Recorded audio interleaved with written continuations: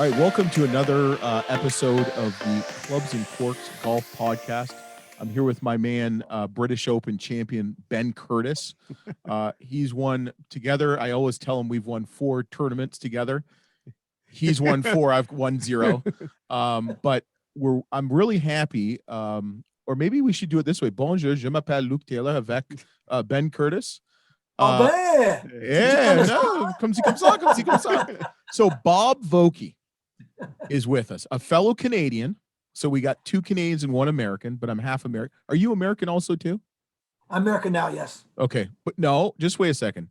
Do you still have your Canadian citizenship? Canadian. Always.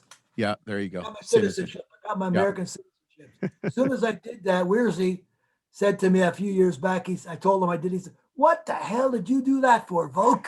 Yeah. Is Mike Weir an American too or no? No. He stayed Canadian. Yeah.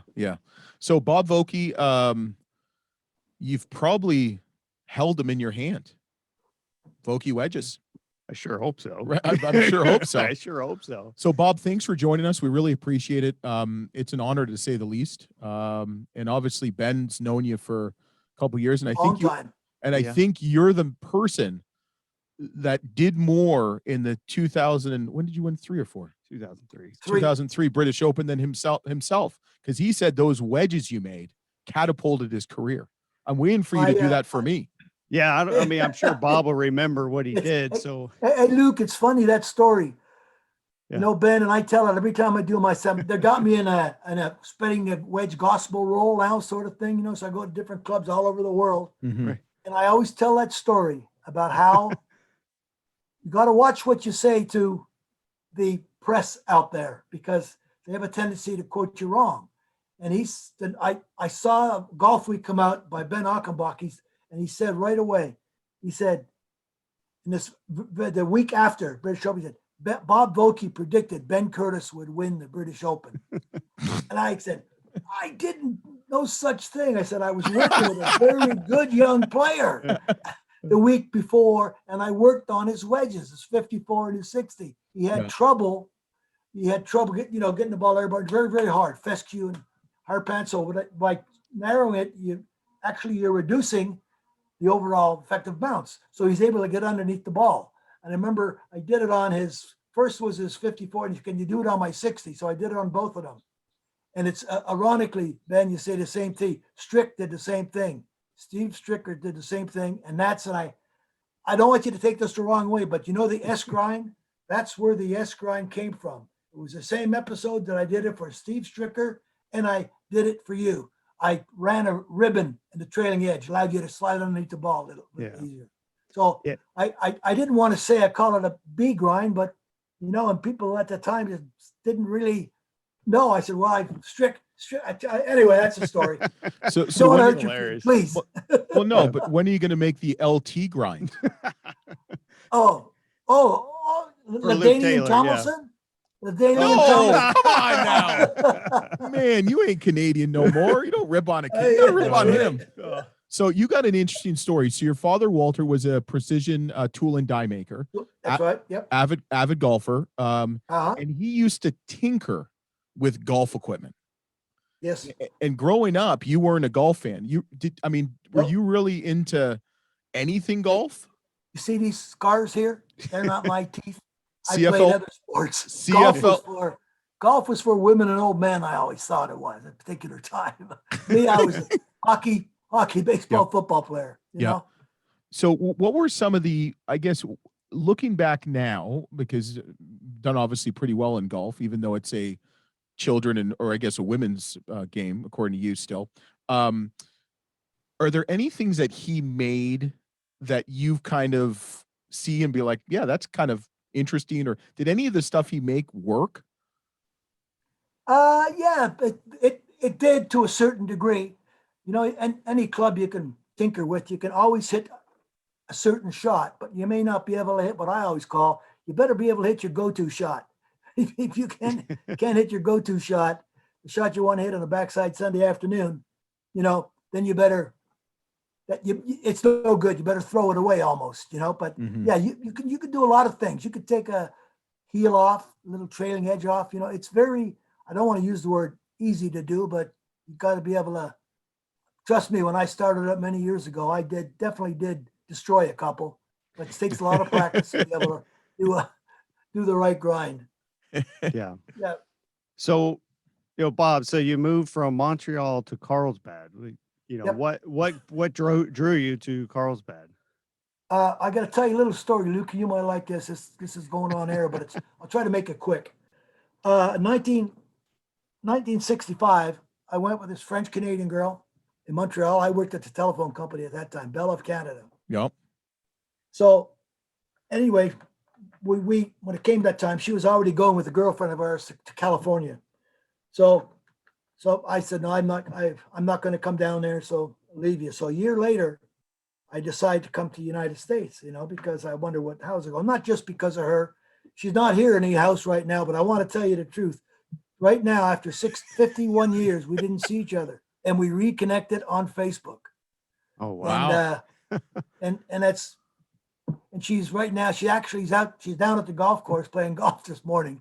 But we reconnected. So there's a little story of, a little, what do you want to call it? A little Hollywood type story, but that's where I am. And I'm at my age and I'm still smiling and laughing and having a heck of a life.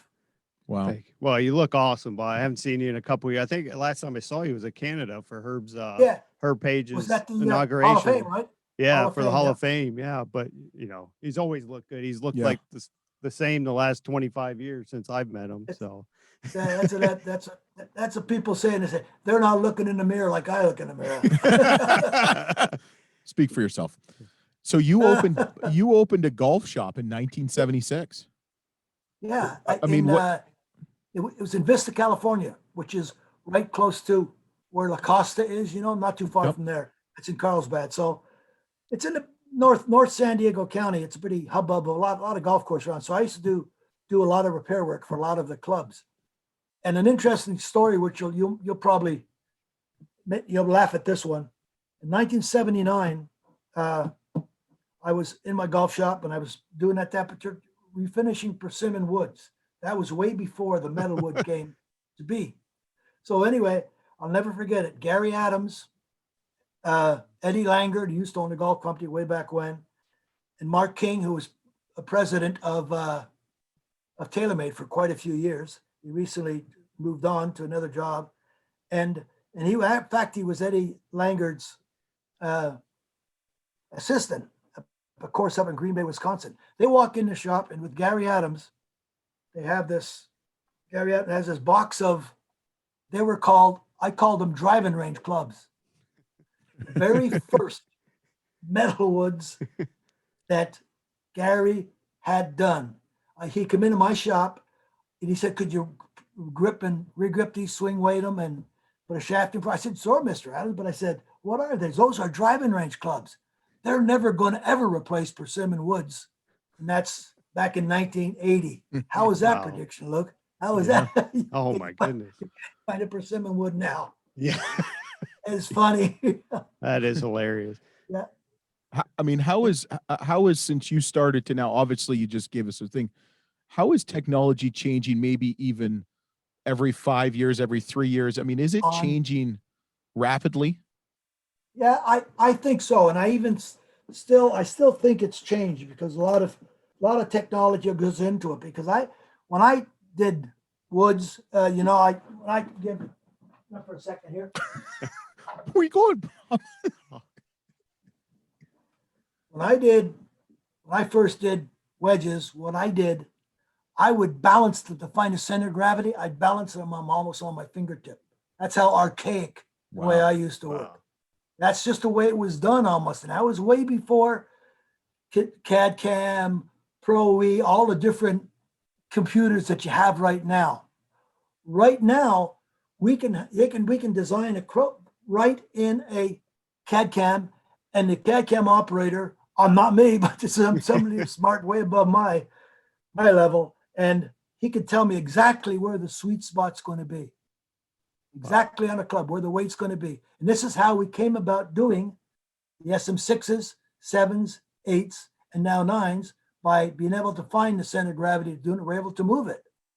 Because an example, I was always under the impression Get the weight lower, you're going to hit it higher. Get the weight higher, you're going to hit it lower. And that's the way I did it then back in my CJ. And it worked to a certain degree until the iron team and everything guys brought to my attention. You know what you did, Bob? Have you ever thought about moving the weight down instead of up and put it right behind the center impact ball position? And I said, get out of here. That's not going to do that. So anyway, I'll never forget. The engineering crew did it. They made me a prototype, and I took it out on tour. And I also took it over to our test center at Titleist Performance Institute, where a lot of the pros come in and they hit shots and practice and do different things. And I brought this over to them, and they all said, wow, that's a difference, folks. It's unbelievable. So that's how the SM6s came about. And trust me, I'm from the old school. I was a believer. You make it look good. Take a bunch of wedges that has been successful. I'll go back to I was always a Wilson staff. I love their Dynapower wedges. They were, to me, the icon. They were the blueprint to go by. I always looked at those. So I took a lot of those, and I would find out where the center of gravity was, and I made all my wedges similar to that. So they would work like very similar. They'd work. And then as I said before, then you put that all in the soul of the golf club by doing the grinds. That's cool. Technology, yes, changing all the time. Yeah, it's amazing. You just watch the game now. And so, I haven't played in 3 or 4 years competitively. So what are the guys doing now? Like, what are they working on? Or what type of, when I was playing, like for me, I could have been different than most guys. I wanted something, especially for my 60, that was within 30, 40 yards of the green. Beautiful. Right? That's where I wanted the use of that. Yep. And then my gap wedges would be more for the longer, fuller swings. But are they looking for more height, spin? What are they doing? A combination of all of them. And wedge play to me, I always said, closer you get to the green, the more versatile that shot making becomes. That's where you hit a multitude of different shots, and feel. That's where feel comes in. So I always made sure that the wedge felt good. And that is by getting the center of gravity close as you possibly could. Now with computer, we get it spot on. And forward that into where the impact position is, that we know where the impact position, to get that right behind the impact position. And that changes. That impact position will change as your loft changes. Visualize that way. Change the loft, impact position, going to come a little bit higher in the face. So we made the CG in right behind the impact position. So what a player looks for, feel, so very important. What he does, and there's all those different shots that they, they're artists. And it's almost like a good wedge player. It's like painting the canvas. And what I try to do is give him the best brush he possibly could probably do to be able to do that, because it's such an art form. When you get inside 100 yards, 50 yards inside. Even inside that, it becomes a very, very, very unbelievable form. Every player has what I call a window. They always try to hit it through that window. There's a frame in there. You try to make your frame.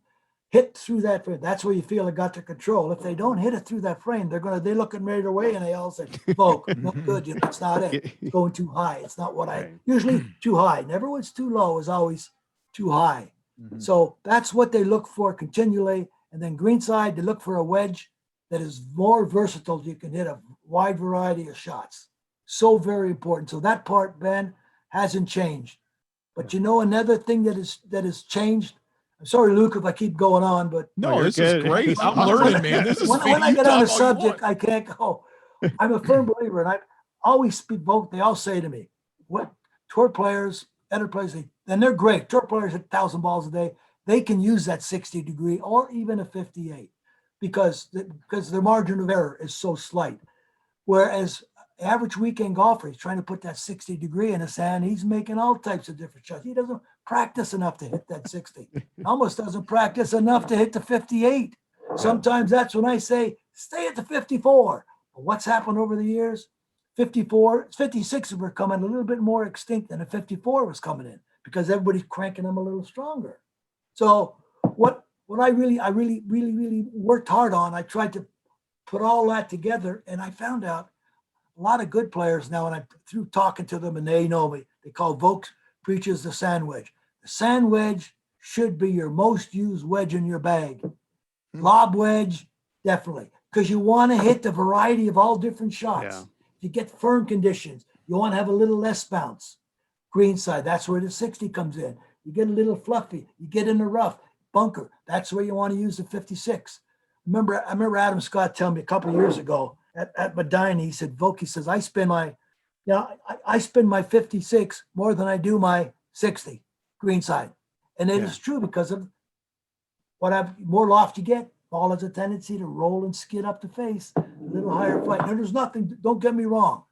It's whatever you like, but I would say for the weekend golfer, have one high bounce wedge, preferably your sand wedge, and one low bounce wedge, which would probably be your 58 or your 60. So that gives you the full variety of different, you're more versatile to hit all the shots that you want to hit.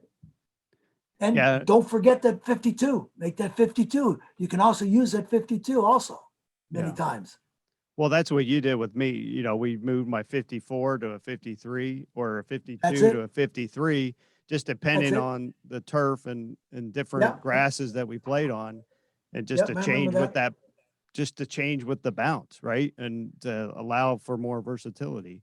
That's it. That's it. So very important. And, you know, a lot of guys, and another thing, I've talked to a couple other players, you know, when they talk about using your 60, and I talked to, Adam Scott told me was one for sure. He said, Voke, the next time I go over the Open, I'm never going to use a 60 again. He says it cost me so many shots because, you know, because it's more of a bump and run. It's more of a ground game over there. You know, use it 60, sure, use it in certain places. But he said, I found I was using it where I shouldn't have been using it. It cost me more shots than it should have. But it's just, it's, you know, I don't want to say don't use the 60. Don't get me wrong. But if you're going to use it, you need to practice quite a bit to know all your do's and don'ts with it. So can I give you my wife's phone number? You can tell her, you can call her and say that Luke needs to LT or Luke needs to practice more golf. Yeah. Please. Exactly. Please. Exactly. I'll give you a nice Christmas card. Yeah. So Bob, you mentioned a couple of great wedge players, Mike Weir, Steve Stricker. I mean, I played a lot of golf with those guys, Jim Furyk. In your mind, who are some of the maybe non those names? So somebody else other than them and myself, who right now would you consider to be really great? Oh, there's some good ones right now. But, you know, if I go back to my all-time list, and I don't think they're going to touch, many of these are touch the first two anyway. Even the younger guys right now. Right. And there's some good young wedge players. Boy, don't get me wrong, but Seve was always my favorite. Wow. I learned a lot from Seve, you know, and about the game and how he liked to hit the shot and a lot of the flight he was looking for. And of course, Trevino, me and Lee are still great friends right now. Yeah. And they're my top two. Then you can throw another couple in there. You might have heard these guys. You might want to put Tiger and Phil. They could probably be close to three right there. I've never heard of them guys. Who? And then I've never heard of them. And then being a Canadian, guys are saying, Voke, why do you throw Weirsley up there? I throw Weirsley up there. Weirsley's up in 5 and 6, right in that range. And another player, Ben knows him real well. Going to open. Brett Rumford, Rummy. Oh yeah, great wedge player. But the guys right now, when Jordan was playing well, he was very good green side. Dustin's great. You notice I'm rattling off a couple of Titleist players, but those are the ones that I worked with more closely with. You know, and you know another one who hits an unbelievable. You were talking to him, is Day. Yeah, I tell you, Jason Day. He is good. He is good. He is good with a wedge player. I like Tom Pernice. Never the good. He's playing on the Champions now. Yeah. But going back, and another player that I like too. People don't even know him too much of him is Matt Jones. Another one. Yeah. I'm going by the guys that I've worked with, that I've worked on beside him in comparison. You know, that got good action. You know, they know the type of shot they want to hit. They got good visualization, you know, and they almost can talk to the ball. Yeah. And another player that I like who makes great contact is not on our staff, Mark Leishman. Leish has always been good too. So I can go on and I can look at the list and I say, God, I forgot that player. But there's a lot of good young ones out there. There are. When I first came out, Nick Price was one of those guys that, Unbelievable. I mean, he's a great guy, but just watching him Unbelievable. swing and hit balls, and Yep. I watched him before at Firestone. He would hit ball after ball, just one hop off that Mhm. green there, right, Yep. right next, and he just dialed it in, and he was one of those you could just watch forever too. Oh, he's awesome. Of course, you throw it. Jose Marie, another one. Oh yeah, Plausible, another good one. yeah, You can start talking, and all of a sudden people, oh God, guys that you like with, not just because a lot of them are good guys. I don't think Sebi was probably the most personable guy out there, but he was the best. yeah, Well, because of that, he had the right. visualization, of it. You couldn't tell Sevy was the nicest guy when he played in the Ryder Cup against the Team USA. Yeah, he was sort of that way until I give you a quick little story. Back in my TaylorMade days, another former company back in the 80s, I'm working in the van. I'm at the Houston, and he always played the Houston just before the Masters, I guess. Yes, at that particular time. And Sebi walks in my bag with a persimmon wood, if you can believe that. That's how long ago it was. But there was still a lot of metal woods, but it wasn't. There was metal woods at the time in the later 80s. Right. But he had this 3-wood, Tony Penn's 3-wood. He walks in and he said, Lee Trevino told me to come and see you. There's only one guy out here who can change the loft on your 3-wood. So he comes in, I do, and I work with them all. Listen, I wasn't equipped to do persimmon woods anymore, so I had to go and improvise a lot of different things and cut. And I'll never forget. So I worked on it, and he comes back. So thank you, Bob, and away he went off. And then I watched it on Sunday on television. He's on the par 5. The Island Green, it's at 15 or 16, way in the back at Woodlands. I can't remember where it was. But anyway, he hits a second shot going for boom, bang, right in the woods. I said, oh, God, I'm going to hear about this. And I said, I know it's the wood because I could see it on television. I said, oh, that's the one I worked on. Please, God. Yeah. But anyway. Yeah. Well, what's amazing? I'd go a lot of stories. Oh, I'm sure. I can imagine. What's interesting, in 1996, you joined Titleist, and you really didn't specialize in wedges until you went to Titleist, and they pretty much threw the bank at you to whatever you needed, right? Yeah. I when I left 1990, I went over to Founders Club. Gary Adams founded and started a new company called Founders Club. He left TaylorMade. So I went along with him, and I was doing all metal woods and all different things like that. So I got a call from the head of R&D in 96 at the time, Terry McCabe, very, very talented man. He called me and said, Vokey, I need a little help. I'm working on a little project, a driver project over here. Can you come over? I said, sure. So I wasn't going very good at that particular time at Founders. So I went over to see him, and I went down. It was a 975D driver. That was probably the first driver that really got Titleist going. We started to really pick it up then. I was very fortunate to have my hand in that. I don't want to take all credit for it, but I worked with Terry on it, helping do shape. I played that in college. I was driver. And then I'll never forget sitting in a meeting with it was Wally Uline, and it was VP of clubs and everybody else like that. And all of a sudden, they comes up and he says, I want to get into wedges. Really? So I put my hand up. I called him Coach, I got this one. No way. I said, now I'm going to really have to work. Then I'm going to have to get all of because I was fortunate. Well, I had my little golf shop when Trevino he was great. I did a lot of work with Trevino and of course with Sevi and I learned a lot from him. I worked with Lanny Watkins, Peter Jacobson, Freddie Funk, Billy Glass, and I go on and on and on with a lot of good players. Dave Stockton Sr., another great wedge player. Yeah. So I learned a heck of a lot. I was a great listener and note taker. And I just went back and I had a collection of wedges. I must have had about 50 or so wedges or more than that. Brought them in, I measured them all, then away I went. And, I had a few, maybe a couple of dogs along the way. I don't want to say everyone was perfect. A couple of my ideas didn't go good, but I went, but you know what I did? I went out and I brought prototypes out and I let that players, because I knew what Sevi liked. I knew what Lee wanted, Lowett, the other players, but I went all the players out there. They basically showed me what they wanted. And I would say hey, I had the best R&D department in the world. I had the PGA Tour. I said, that's all I paid attention to. Went out there with my notepad.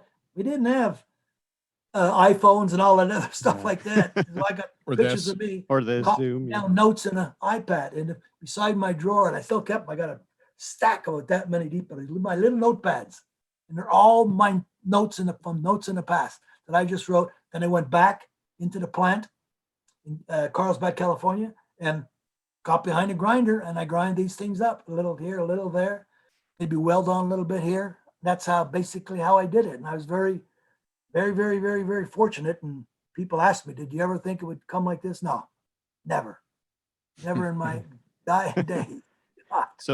So now, I mean, you still travel a little bit, correct? Do you still go out and play, or not play, but go to the several stops throughout the year? Yeah, I'll do probably 6 or 7 tour events. I did it. I try to get on the Champions Tour. I'm always getting. I call my guys. You know, they're all out. They're all out on the Champions Tour now. Right. When I went out there to Arizona, it was a treat. It was fun. That's when you say to yourself, "Doggone, I must have done something good along the way, or something," because all these players greeted me, talked to me. Even some of the players who I never really played our product, they come up and talk to me. Voke, how you doing? God, you know. And it was nice. It was like my coming out party, and I said, golly, that's pretty cool.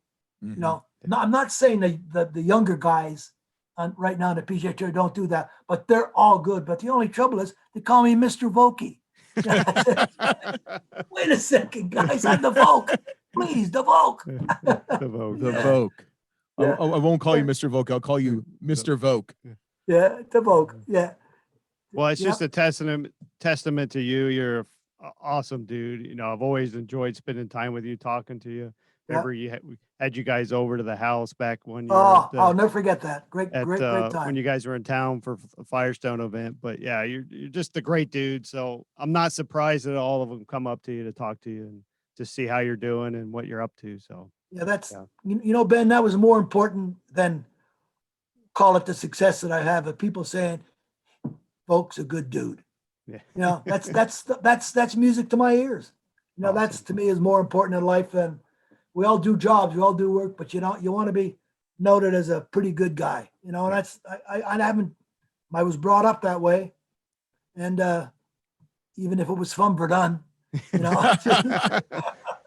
it wasn't Westmount. I got a funny. Come on. You know what? I always thought Canadian people are polite. You haven't said a once, nor have I. You know, everybody thinks all we do is, you know, we live in igloos. Oh yeah, right. You know, I'll never forget. I went to college in Arkansas for the first year and a half. I bet. And I said, man, there's a lot of trucks here. So guys looks at me dead in the eye. He's like, well, what do you guys drive in Canada? I'm like, cars. Snowmobiles up there. Yeah, snowmobiles. So I got a question for you. So what is the different grinds you have? The S, the M, and what's the third one? The K? Yeah. Okay. What's the difference? So I'm an average golfer. I'm a 7-point-something handicap. What is the difference between those, you know, 2 or 3 or whatever it is, the different? Well, the first and foremost, you know, they got the variety of lofts every 2 degrees, you know, their loft changes. And then within those lofts, there's different bounce options and grind options, you know, to give you the idea. Yeah. So to me, it's always so important to when you're going to start out in wedges to go and see your local PGA pro and get fit. It's so very important. I go to a Titleist fitting centers, fitting days I have at local clubs. That is so very important. You can learn so much about what the grind actually does, what the bounce actually does. They're all different relations. You know, you have lofts is center. Bounce, you know, we know it's the angle between the leading edge and the trailing edge. Keeps you moving forward. You know, a little bit more bounce. What you're going to use it for is very soft conditions. And if you have a very upright swing, direct drop it down, you know, you drop it down and you're the person that needs a little bit of more bounce for forgiveness. And then there's a little less bounce for very fescue, very firm conditions, you know, that you need a little less bounce. Or you may be a picker of the ball. You know, a fella takes that little divot, little cusp of sand, he can get away with a little less bounce. And then I got what I call a tweener. You know, it's a combination of different types of turf you play from. I say greens you play to, the bunkers you play from. You know, it's so important to know the type of course, the type of turf conditions that you have. Is it Bermuda? Is it bent type of turf? You know, is it Zoysia? All those different things can affect where bounce comes into play. And it's so very important to be able to know that. And that's why a real good tour player will tell you, but a real good instructor can help you solve. You know, you play it. My whole mission since I started doing this, I think it was always to help people play better golf. And that's always been my aim. Let the tour player play better, but I want to really, the fellow who pays for the golf clubs, let him play better. That's all. He's going to enjoy the game a lot more. Because you know what I found, Luke? I'll go to a driving range, and you know what I'll see? I'll see everybody hitting drivers. Yep. Maybe two or three guys around the putting green are chipping and putting. And I go, geez, you'll see you're never going to knock a few shots off your game by trying to hit that 300-yard drive, because 100% of the players out there on a weekend golfer do not have the club head speed to be able to hit that 300-yard drive. Right. But they do have the club head speed to hit every shot inside 100 yards of the green. And you'll save one or two shots that way quicker than you will, and more enjoyable than you will try to waste your time trying to hit that tee ball. It's, you know, you're a wedge guy. Yeah, I'm a wedge guy, but you know, it's still, when I get to the course, I still love hitting my driver. Wedges are boring. That's the truth.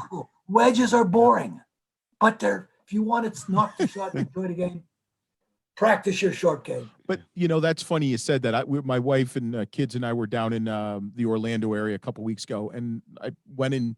We were staying at Reunion Resort, and I went and used the driving range, and it was amazing because I actually took a photo of it.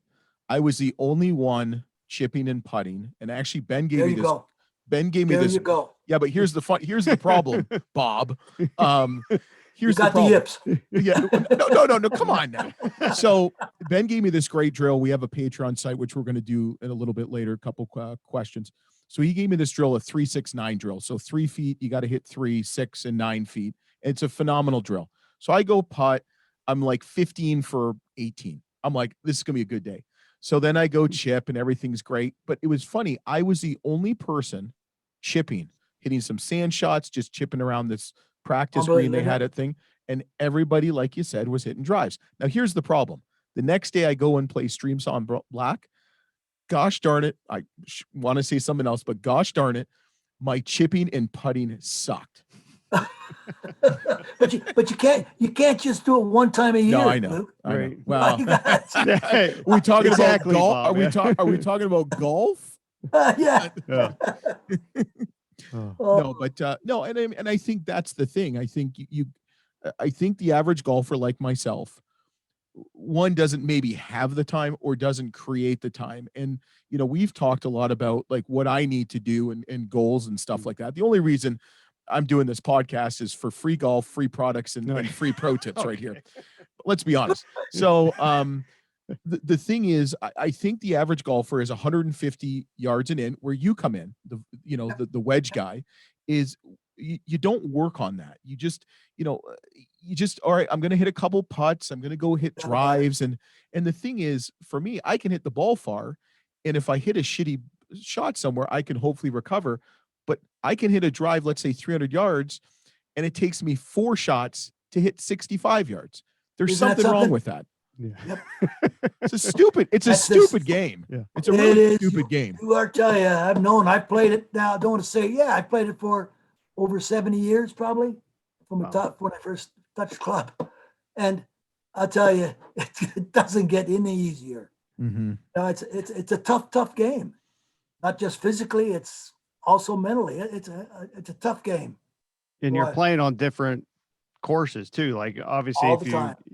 like on tour, especially, you're going from California to Florida to Ohio to Tennessee and all over the place, and to the Europe, and it just changes. So you have to adapt and stuff. So yeah, it's as I tell my students, I'm a little golf academy now. I work with a bunch of 12 to 18-year-olds, whatever. But the 90% of the stuff we work on is 100 yards and in, right? I mean, That's what's going to make them great Yep. players. You're going to learn to hit it 300 plus yards in the long run. That's right.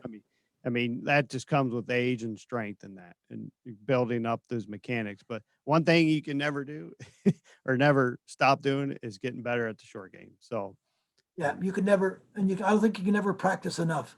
right. You know, I know it's boring. I know it's tough on the back, and you know, there's not rewarding as getting out there and trying to rip the driver. But Exactly. They're trying to fly it over the net, right? Like we Yeah, tried at Riviera, right? And can never do it. yeah, Riv, yeah.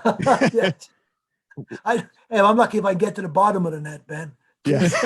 I'm lucky to get Roll it it. to the net. But about 3 bounces. At least you get a chance to swing. So when you started your custom golf shop in 76, what was the best advice your father gave you? Yeah, he gave me a lot of advice, but I'll give you a quick story after this. But the advice he gave me was always do the best you can possibly do for the customer who's coming in, and don't make any promises that you couldn't keep. Always be truthful with the customer. And I think I've always tried to do that, carry that right over to anything I even did when I did out on tour. You know, I would I even tell Aaron, my protege, he's out there now, Aaron Dill. And I always tell him, just remember, when you tell a pro something, follow up on it. If you can't get it, something happens, call him. He'll understand. But don't just, slough it out. That was one of the biggest things I learned, especially a customers coming and paying money on my little old golf shop. I had to be honest with them, and if I could help it, if I could solve their club and give them a good price, then I would do it. That was so important. A quick little thing. This is a sort of a little Canadian joke, sort of. 2008, at Adam Barr was from Golf Channel. He was doing golf at that particular time. It was at Torrey Pines, and so I was down there, worked it, and it was on a Tuesday. Adam came into in the van. He says, "Voke," and I talked. Okay, good. So he said to me, one of the questions he asked me, what was the biggest thing that you did learn from your father? And I said, yes, this is really true. And it took me many, many years to understand what he meant by it. When I was playing hockey, I'd be like 11, 12, 13 years old, Canada, outside, below zero weather. My dad was always there. Mm-hmm. I'm telling you, he was always there to watch me play pee-wee hockey, bantam hockey, midget hockey, always there. And I remember I was always embarrassed by him there, but I had got my fellow kids I was playing with. So I wish my dad would do that. So that many years I learned that after, don't ever be embarrassed by your father. But anyway, he would be on the boards. I'd get knocked down in the corner, and he would run right up to where I was. Like, get your blankety blank butt back up and get in the game. I didn't quite say it that way. To figure out the blankety blanks could be. But anyway, I told, get back in the game. I said, then I learned out, it took me maybe 30, 40 years later, I really learned what he meant. When you get knocked down in business, in life, relationships with different relationships you may have with people or with maybe a woman, when you get knocked down, don't lie there like I'm feeling sorry for yourself. Get back up and get in a goddamn game. What? Just a second. You've got knocked down by a woman before? No. Oh, that too. That's what you said. You said that. I did. I'll do it. Candace can knock me you down that all she wants, right? But anyway, that's what it did. And I had on Wednesday, a couple of tour players come up to me and said, "Voke, that was very good. We saw last night. They felt sort of the same way too, and it's true. There's little things you learn from your dad. You don't really realize it till many, many years later, what he was actually trying to get across to you. Isn't it funny when you have kids? Like I'll stop and I've got 3 kids under the age of 11, and I'll make a comment, and it's like, I'll stop. I'm like, oh, shit, I sound like my father. It's like, one of my kids is like, hey, Dad, can you get this for me? Dad gets this, and I say, boy, you got 2 feet and God gave them to you, so you might as well use them. And I said, like, it's just, I know you like when you're a teenager, you're like, oh, I'm never gonna be like my dad, right? Yeah, that's right. Then you end up X-ray. being just like them. So Boy, that's exact. Cats in a cradle. yeah. Yeah. So Bob, I'm looking at that flag behind your head there is that Royal St. George's? Yeah, Royal St. George's. That's it. Yeah. 2011. There you go. Who Is that who signed Darren it? Clark. Darren Darren Clark. Clark won it. Yeah. And it says, Hey, yeah, that's awesome. you can sell Henry. Yeah. Thanks for all your help over the years, and thank you very much. You're the best, Darren Clark. Yeah, he won that year. Yeah. Remember, it was real windy there that year. Oh my Oh God. yeah. Remember Yeah, that? that was a tough course. I still, you did a heck of a job there, Ben. What? Winning that thing. I tell you, Yeah. Mhm. I didn't realize it and back in 2003, but I walked a couple of holes in 2011. I'm saying, whoa, this is quite a track. Yeah. It is. Yeah. I mean, too. they're all difficult, obviously, but yeah. I mean, and Darren Clark talk about somebody who could hit a golf ball, right? I mean, he was just very natural at it. I don't think there was any thought process No, going on in his head. none It at was all. Very None at all. natural. Very natural. So thank you, Bob. That was awesome. Yeah, Bob, thanks so That was much. great. Ben, it's my pleasure. Always great to see you Luke. again. And Great to meet a fellow Canadian. Always, Hey. baby. Hey, A, B, see what you started? You know, it's like the Canadian joke, CANADA. Oh yeah. So Bob, we're gonna thanks so much. Bob's gonna join us in a second. We're gonna have a little bit of couple questions from our Patreon supporters. But Please. Bob, thank you so much, boss.